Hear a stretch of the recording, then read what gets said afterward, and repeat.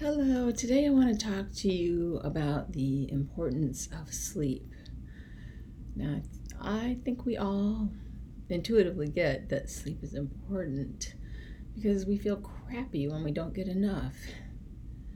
We might be physically tired, emotionally reactive, and mentally sluggish, so we get it. But it's so much more than that.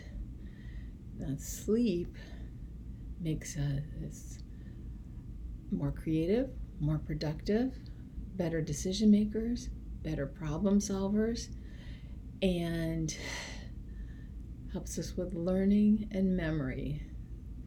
It also is how our body repairs and heals itself. And many emotional problems are linked to poor sleep, and there tends to be some back and forth there. So poor sleep can lead to depression or is strongly linked with depression. Most people who have depression have some form of sleep disturbance. So it is incredibly important.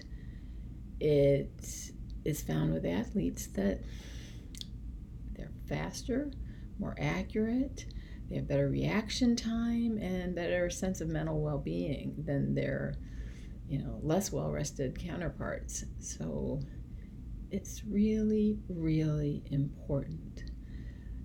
It can be the cause of death because last year in this country, 100,000 car accidents were attributed to driving drowsy, and 1,500 people died in those accidents. You also have an increased likelihood of death by suicide if you have sleep problems, and a much greater chance of developing high blood pressure, heart disease, kidney disease, diabetes, stroke,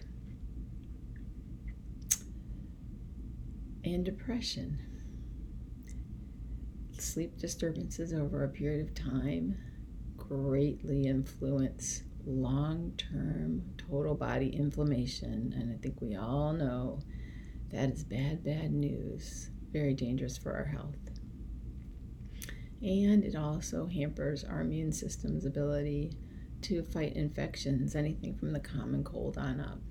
So really want you to know that good sleep is great for us, and poor sleep can be really dangerous. So if you aren't sleeping well, the first thing I want you to do is to adopt good sleeping habits called sleep hygiene. That is your first line of defense. Now, after doing that a bit, if you're not seeing improvement, then the next step would be to begin a sleep diary. And I suppose you could do it at the same time that you start with sleep hygiene, but at any rate, you want to keep a sleep diary for 2 to 4 weeks. And I am going to talk to you about good sleep hygiene in the next video in this series, and I will also do a video on sleep diary. You can see at any time a health professional about sleep. It is a huge problem, and like I said, it is very interconnected with emotional and mental health problems, so a therapist would be appropriate. And there's a lot of physical conditions connected to poor sleep, so a doctor may be appropriate as well. So thank you so much for listening. I really want you to take some action if you're sleeping poorly, because it's so important for your health. Thanks.